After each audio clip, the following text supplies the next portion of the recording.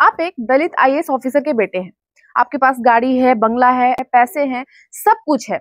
एक तरफ एक दलित फैमिली का बच्चा जिसके पास न स्कूल जाने के लिए पैसे हैं, न उसके पास सामान खरीदने के लिए पैसे हैं, न उसके पास घर है, न गाड़ी है, न साइकिल है। क्या दोनों को सेम रिजर्वेशन मिलना चाहिए? यही सवाल उठता है, क्या एससी एसटी में क्रीमी लेयर लागू होना चाहिए या नहीं होना चाहिए। आइए समझते हैं आखिर ये पूरा मामला है क्यों और ये बातें क्यों चल रही है कि एससी एसटी कैटेगरी में भी अब क्रीमी लेयर लाने की जरूरत है। चलिए स्टार्ट करते हैं। देखिए, एससी एसटी रिजर्वेशन भारत के संविधान का एक अहम हिस्सा है। ये रिजर्वेशन एससी एसटी को इसलिए दिया गया था क्योंकि उस टाइम में हमारे समाज में बहुत ज्यादा भेदभाव था। जाति के नाम पे छुआछूत भर भर के था। एससी एसटी कैटेगरी के लोगों को मंदिर में जाने नहीं दिया जाता था, ग्लास में पानी नहीं पीने दिया जाता था, चेयर पे बैठने नहीं दिया जाता था। यहाँ तक कि अगर लोग उनको देख लेते थे, ऊंची जाति के लोग, तो उनको समझते थे कि उनका दिन खराब हो गया। लेकिन इसके बावजूद भी दलित में ऐसे नेता हुए जिन्होंने इन सारी चीजों को अलग रखते हुए जो है सो वो इस मुकाम तक पहुंच गए कि उन्होंने देश का संविधान लिख दिया। और उस संविधान में उन्होंने ऐसा प्रावधान रखा कि जो ये दलित लोग हैं इनके लिए जो है सो अलग से प्रावधान रखा जाए, रिजर्वेशन दिया जाए, ताकि ये हर फील्ड में आगे बढ़ सके, जॉब में इक्वल अपॉर्चुनिटी इनको मिले, समाज में उठ सके और इनको भी हक होना चाहिए ये बड़े पदों पे जाए। तो इसके लिए उनके अपलिफ्टमेंट के लिए जो है सो सरकार ने संविधान में रिजर्वेशन रखा और इसका पूरा श्रेय जो है सो डॉक्टर बी.आर. अम्बेडकर को जाता है। लेकिन अब भी 21st सेंचुरी में भी ये चीजें मौजूद है। स्कूल से लेके, ऑफिस से लेकर के, कॉलेज से लेकर के, हर जगह अभी भी जो है सो दलित लोग जाते हैं तो उनके साथ अपर कास्ट जो है सो भेदभाव करते हैं। इसीलिए ये क्वेश्चन उठता है कि एससी एसटी में क्रीमी लेयर लाना चाहिए या नहीं चाहिए। अब ये क्रीमी लेयर क्या है, आइए हम आपको बताते हैं। क्रीमी लेयर का मतलब होता है वो लोग जो एक स्पेसिफिक कास्ट कैटेगरी में आते हैं, लेकिन वो आर्थिक रूप से, शैक्षणिक रूप से जो है सो स्ट्रांग है, आगे बढ़ चुके हैं, उनके पास पावर, पैसा, सब कुछ है। तो अभी तक ओबीसी में क्रीमी लेयर लाया गया था कि ओबीसी की कैटेगरी में जो लोग स्ट्रांग है, आर्थिक रूप से, शैक्षणिक रूप से, हर तरीके से डेवलप्ड है, तो उनको जो है सो क्रीमी लेयर में रखा जाता था। उनको रिजर्वेशन नहीं मिलती थी ओबीसी में, और जो पिछड़े हैं ओबीसी में उनको रिजर्वेशन मिलती थी। तो वही कॉन्सेप्ट जो है सो अब एससी एसटी में लाने की बात चल रही है कि जो एससी एसटी में जो डेवलप्ड है, जिनके पास पैसे हैं, पावर है और सब कुछ है, तो उनको जो है सो क्रीमी लेयर में रखा जाए, ताकि रिजर्वेशन का फायदा उन्हीं लोगों को मिले जो डिजर्व करते हैं, जो गरीब है, जिनको जो है सो पैसे की जरूरत है, जिनको सहायता की जरूरत है, जो इसके असली हकदार है, उन्हीं को रिजर्वेशन मिलना चाहिए। तो मेन मुद्दा ये है। तो सबसे बड़ा क्वेश्चन ये है, क्या हमारा समाज इसको एक्सेप्ट करने के लिए तैयार है? तो इसीलिए भारत के CJI, chief justice of India B R. Gavai, वो भी एक दलित सीजेआई है।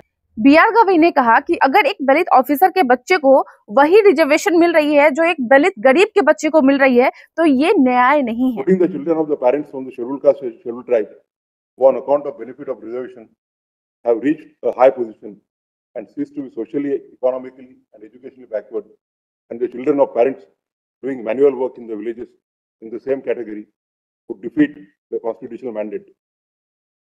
However, I may observe that, taking into consideration that the Constitution itself recognizes the scheduled caste and scheduled tribe to be the most backward sections of the society, the parameters for exclusion from affirmative action of the persons belonging to this category may not be the same as applicable to other classes. If a person from such a category, by bagging the benefit of reservation, achieved a position of a peon or maybe a sweeper, he would continue to belong to a socially, economically and educationally backward class. At the same time, people from this category, who after having availed the benefits of reservation, have reached the high echelons in life, cannot be considered to be socially, economic and educationally backward class to continue availing the benefit of affirmative action. They have already reached a stage where on their own accord walk out of the special provisions and give way to the deserving and needy. उनका मानना था कि reservation का हक उन्हीं को मिलना चाहिए जो सामाजिक और आर्थिक रूप से जो है सो वंचित हैं। और यही नहीं, 2024 के पीआईएल में सुप्रीम कोर्ट ने एक ऑब्जर्वेशन दी थी कि एससी एसटी कैटेगरी में भी अब क्रीमी लेयर लाना चाहिए, और तभी से ये मुद्दा उठ रहा है और लोग भड़क रहे हैं। आइए देखते हैं कि लोगों का इस पे क्या विचार है। हमें आरक्षण भीख में नहीं मिला हुआ, बाबा साहब ने हमें लड़के अधिकार दिया है, हमारा अधिकार है आरक्षण। वो कैसे छीन लेंगे? हम छीनने नहीं देंगे उन्हें। वो छेड़ भी नहीं रहे हैं और बहुत कुछ कह भी रहे हैं।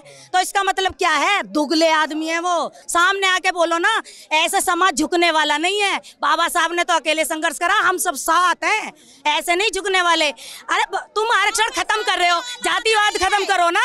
जातिवाद क्यों नहीं खत्म कर रहे? आरक्षण खत्म कर रहे हो, किस बिनाद पे कर रहे हो? आरक्षण खत्म भीख में नहीं मिला हुआ, अधिकार है हमारा। बाबा साहब दे के गए, पूना पैक हुआ, वोट का अधिकार था हमें, एक वोट का अधिकार के बदले हमें आरक्षण मिला, ऐसी ना मिला भीख में। अभी हमारी एक पीढ़ी निकल के आई है और जिन लोगों की हजारों पीढ़ियां सत्ता में है, क्या वो क्रीमी लेयर नहीं है? उनके ऊपर सुप्रीम कोर्ट ने कोई निर्णय नहीं दिया, लेकिन हमारे SC ST समाज का एक वर्ग, एक पीढ़ी निकल के आई है, उसमें ये लोग घबरा गए। आज का भारत बदल रहा है, हम 21st सेंचुरी में जी रहे हैं, लेकिन इसके बावजूद भी कास्टिज्म देखने को मिल रहा है हर जगह।